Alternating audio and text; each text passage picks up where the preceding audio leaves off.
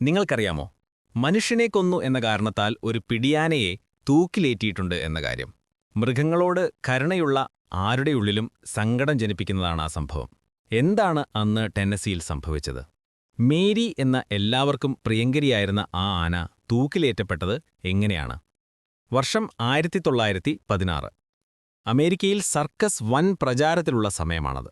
വലിയ വലിയ സർക്കസ് കമ്പനികൾ പലവിധ വന്യമൃഗങ്ങളെയും മെരുക്കി വിവിധ ഇനം കലാപരിപാടികൾ അവതരിപ്പിക്കുന്ന കാലം. 1898 സ്പാർക്സ് വേൾഡ് ഫേമസ് ഷോസ് എന്ന സർക്കസ് കമ്പനി മേരി എന്ന 4 വയസ്സുള്ള കുട്ടിയാനയെ വാങ്ങുന്നത്. സംഗീത ഉപകരണങ്ങൾ വായിക്കാനും ബോളുകൾ കൊണ്ട് അമ്മാനമാടാനും തലകുത്തി നിൽക്കാനുമൊക്കെ പെട്ടെന്ന് പഠിച്ച മേരി കുറച്ചു വർഷങ്ങൾക്കുള്ളിൽ തന്നെ കാണികളുടെ പ്രിയങ്കരിയായി മാറി. അമേരിക്കയിലുടനീളം സർക്കസ് അവതരിപ്പിച്ചിരുന്ന ഈ കമ്പനി 1916 സെപ്റ്റംബറിൽ ടെന്നസിയിലെ കിങ്സ്പോർട്ട് എന്ന ഒരു ചെറിയ ടൗണിലെത്തി. അവിടെ നിന്നാണ് മേരി തൂക്കിലേറ്റപ്പെടുന്നതുവരെയുള്ള ദാരുണ സംഭവങ്ങളുടെ തുടക്കം. സർക്കസിന്റെ പ്രചാരണ പരിപാടിയുടെ ഭാഗമായി ടൗണിൽ നടത്തിയ പരേഡിൽ മേരിയെ നയിച്ചിരുന്നത് റെഡ് എൻറിച്ച് എന്ന 38-കാരനായിരുന്നു. എൻറിഡ്ജിനെ തൊട്ടു തലേദിവസമാണ് സ്പാക്സ് സർക്കസ് കമ്പനി ജോലിക്കെടുക്കുന്നത്. മുൻപ് ഹോട്ടലിൽ ക്ലർക്കായി ജോലി ചെയ്തിരുന്ന അയാൾക്ക് ആനകളെ നിയന്ത്രിക്കുന്നതിൽ യാതൊരു മുൻപരിചയവുമുണ്ടായിരുന്നില്ല. മൃഗങ്ങളെ മെരുക്കാനോ നിയന്ത്രിക്കാനോ പ്രത്യേക പരിശീലനമൊന്നുമില്ലാത്ത ആൾക്കാർ മൃഗങ്ങളെ വേദനിപ്പിച്ചും പീഡിപ്പിച്ചുമൊക്കെയായിരുന്നു അക്കാലത്ത് അനുസരിപ്പിച്ചിരുന്നത്. സർക്കസ് കമ്പനികൾ അതാത് നാടുകളിലെ ആളുകളിലെ ജോലിക്കെടുക്കുന്നതും വളരെ സാധാരണമായിരുന്നു അക്കാലത്ത്. സർക്കസ് പരേഡ് അങ്ങനെ ടൗണിലൂടെ നീങ്ങവേ റോഡരികിൽ കണ്ട തണ്ണിമത്തൻ തോടുകൾ കഴിക്കാനായി നിന്ന മേരിയെ മുന്നോട്ട് നടത്താൻ വോൾട്ടർ തുടരെ അടിച്ചുകൊണ്ടേയിരുന്നു. തോട്ടികൊണ്ട് അതിനെ വേദനിപ്പിച്ചുകൊണ്ടേയിരുന്നു. വേദന കൊണ്ട് പൊളഞ്ഞ മേരി പെട്ടെന്ന് പ്രകോപിതയായി വാൾട്ടറെ തന്റെ പുറത്തുനിന്ന് നിലത്ത് വലിച്ചിട്ട് ചവിട്ടി. വാൾട്ടർ തൽക്ഷണം മരണപ്പെട്ടു. ഇതെല്ലാം കണ്ടു എന്ന നാട്ടുകാർ പ്രകോപിതരായി. അമേരിക്കയിൽ ആൾക്കൂട്ട വിചാരണ സർവ്വസാധാരണമായിരുന്ന കാലമായിരുന്നു അത്. മനുഷ്യനെ കൊന്ന ആനയെ കൊല്ലണമെന്ന് പറഞ്ഞ ആളുകൾ ബഹളമുണ്ടാക്കാൻ തുടങ്ങി. ആൾക്കൂട്ടത്തിലുണ്ടായിരുന്ന ഒരാൾ തന്റെ നാടൻ തോക്ക് ഉപയോഗിച്ച് മേരിയെ വെടിവെക്കുക വരെ ചെയ്തു. സാഹചര്യം നിയന്ത്രണ വിധേയമാക്കാൻ മേരിയെ കിങ്സ്പോർട്ട് കൗണ്ടി ജയിലിലേക്ക് കൊണ്ടുപോയി.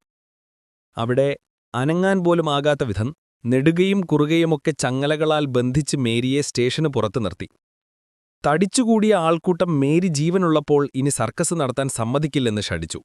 അടുത്തുള്ള ടൗണിലെ ആൾക്കാരും മേരി ഉണ്ടെങ്കിൽ അവരുടെ നാട്ടിലേക്ക് സർക്കസുമായി വരേണ്ടതില്ലെന്ന ഭീഷണി മുഴുക്കി. പ്രചരണാർത്ഥം നടത്തിയ പരേഡ് തിരിച്ചടിയാകുമെന്ന് ഭയന്ന സ്പാർക്സ് വേൾഡ് സർക്കസിന്റെ ഉടമ ചാർലി സ്പാക്സ് മറ്റു വഴികളില്ലാതെ ഒടുവിൽ ആൾക്കൂട്ടത്തിന്റെ ആവശ്യം സമ്മതിച്ചു. അങ്ങനെ മേരിയെ തൂക്കിക്കൊല്ലാൻ തീരുമാനമായി. സർക്കസിന്റെ പേര് വീണ്ടെടുക്കുന്ന എന്നത് മാത്രമായിരുന്നു അപ്പോൾ ചാർലിയുടെ ലക്ഷ്യം. ജനക്കൂട്ടം മുന്നോട്ട് വെച്ച മറ്റ് മൃഗീയമായ മാർഗങ്ങളിൽ നിന്ന് തൂക്കിലേറ്റൽ മാത്രമായിരുന്നു തമ്മിൽ ഭേദമുണ്ടായിരുന്ന വഴിയെന്നും പറയപ്പെടുന്നു. ഇതിനെല്ലാം ഇടയിൽ ചങ്ങലകളാൽ ബന്ധിക്കപ്പെട്ട് എന്താണ് സംഭവിക്കുന്നത് എന്ന് മനസ്സിലാകാതെ മേരി നിന്നു. അടുത്ത ദിവസം വൈകിട്ട് തൊട്ടടുത്തുള്ള എർവിൻ ടൗണിന്റെ റെയിൽ യാർഡിലേക്ക് റെയിൽ മാർഗം മേരിയെ കൊണ്ടുവന്നു. സർക്കസിൽ അവൾക്കൊപ്പമുണ്ടായിരുന്ന കുറേ പേർ റെയിൽവേ യാർഡ് വരെ അവളെ അനുഗമിച്ചു. അവിടെ നാട്ടുകാരും റെയിൽവേ സ്റ്റാഫും ചേർന്ന് ട്രെയിൻ ബോഗികൾ ഉയർത്താൻ ഉപയോഗിച്ചിരുന്ന ക്രെയിൻ തൂക്കുമരമാക്കി വെച്ചു. വെടിയുണ്ടകൾ ഏറ്റു മുറിവേറ്റിരുന്നുവെങ്കിലും ചങ്ങലകൾ കഴിച്ച് ക്രെയിനിന്റെ അടുത്തേക്ക് കൊണ്ടുപോകുമ്പോൾ അവൾ ശാന്തയായിരുന്നു. എൻറിഡ്ജിന്റെ തോട്ടിപ്രയോഗത്തിനു മുൻപോ അതിനുശേഷമോ അവൾ ജീവിച്ചിരുന്ന 20 വർഷക്കാലം മേരി പ്രകോപിതയായതായി ആർക്കും അറിവുണ്ടായിരുന്നില്ല. വൈകിട്ട് ഏതാണ്ട് 5 മണിയോടെ 2000-ൽ പരം ആളുകൾ നോക്കി നിൽക്കെ കഴുത്തിനു ചുറ്റും ഇരുമ്പ് ചങ്ങലയിട്ട് അവർ അവളെ തൂക്കിലേറ്റി. 5 അടി ഉയർത്തിയപ്പോഴേക്കും പക്ഷേ ചങ്ങല പൊട്ടി മേരി താഴേക്ക് വീണു. റെയിൽവേ ട്രാക്കിൽ ബന്ധിച്ചിരുന്ന ചങ്ങല അഴിച്ചുമാറ്റാൻ മറന്നതാണ് കാരണമെന്നും അതല്ല ഭാരം താങ്ങാനാകാതെ ചങ്ങല പൊട്ടിയതാണെന്നും പറയപ്പെടുന്നു. പക്ഷേ അലർച്ചയോടെ താഴെ വീണ മേരി നട്ടല് തകർന്നു ഏതാണ്ട് 1 മണിക്കൂറോളം അനങ്ങാനാവാതെ കൊടും വേദനയിലിരുന്നു. അപ്പോഴേക്കും ബലമുള്ള മറ്റൊരു ചങ്ങല കഴുത്തിലിട്ട് ട്രെയിൻ ജീവനക്കാർ മേരിയെ വീണ്ടും തൂക്കിലേറ്റി. ഇത്തവണ 15 അടിയോളം ഉയരത്തിൽ അരമണിക്കൂറോളം മേരി തൂക്കിലേറ്റപ്പെട്ടു. താഴെ ഇറക്കിയ മേരിയുടെ ശരീരം പരിശോധിച്ച മൃഗഡോക്ടർ മേരി മരിച്ചതായി വിധിയെഴുതി. എൻറിഡ്ജ് തുടർച്ചയായി തോട്ടി ഉപയോഗിച്ച് കുത്തിയ ഭാഗത്ത് മേരിയുടെ എല്ലിന് വളരെ ഗുരുതരമായ ഒരു അണുബാധയുണ്ടായിരുന്നു എന്നും ആ ഡോക്ടർ സാക്ഷ്യപ്പെടുത്തി. ആനയെ തൂക്കിക്കൊന്ന സംഭവം വലിയ വാർത്തയായി. ടെന്നസിക്ക് പുറത്ത് അധികം ആരും കേട്ടിട്ടുപോലുമില്ലാത്ത എർവീൻ എന്ന ചെറിയ സ്ഥലം ആനയെ തൂക്കിക്കൊന്ന സ്ഥലമെന്ന കുപ്രസിദ്ധി നേടി.